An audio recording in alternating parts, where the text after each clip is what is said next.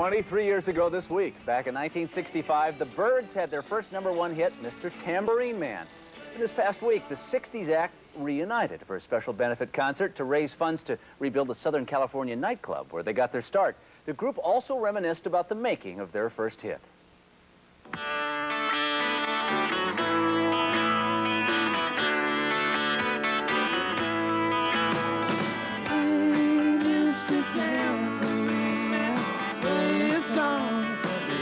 When Roger McGuinn, David Crosby, and Chris Hillman reunited last week for the first time in 10 years to benefit a favorite 60s folk music club, the Ash Grove, the audience heard a sound that changed the face of rock.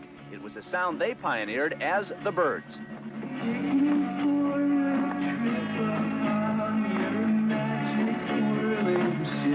You see, before Mr. Tambourine Man, there was folk music and there was rock music.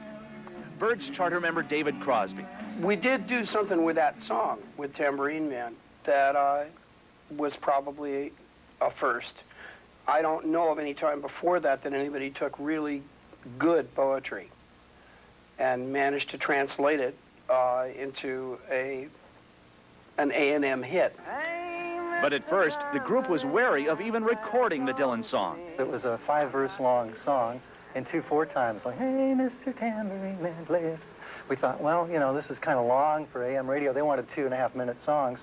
And so we chopped it up a little bit. We took one verse that we wanted to use and threw the rest out. I was totally resistant to the idea. It's Dylan, all that scratchy weird. I didn't like it at all.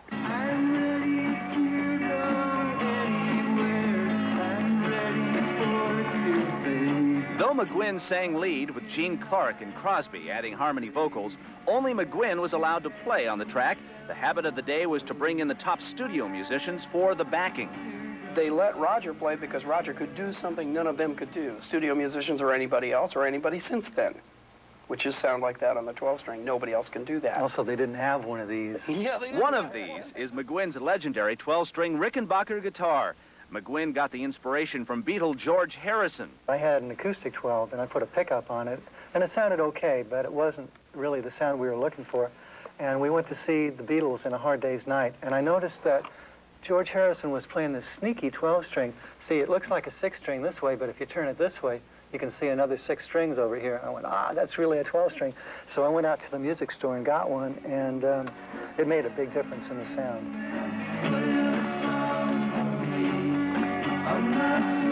Though the group was pleased with the way Mr. Tambourine Man turned out, none of them thought it would be a hit until... We were driving down the street in a 1956 black Ford station wagon. Odeta's old station. That we had bought from Odeta, and we heard it, and they played it twice or 3 times. Oh, in a row, 3 times. 3 times in a row on KRLA, and we said, oh, yahoo! We were the happiest guys in the world. 23 years later, they're all busy with separate projects, but not too busy to play the song that started it all one more time. I feel real lucky to be doing this still. The fact that we're all playing and working and making new music is really a blessing.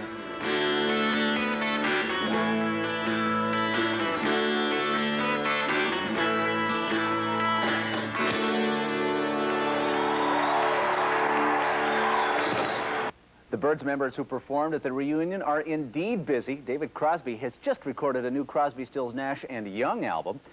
Roger McGuinn is currently touring and writing a book. And Chris Hillman has the #1 country song this week, He's Back and I'm Blue. That's with his Desert Rose Band.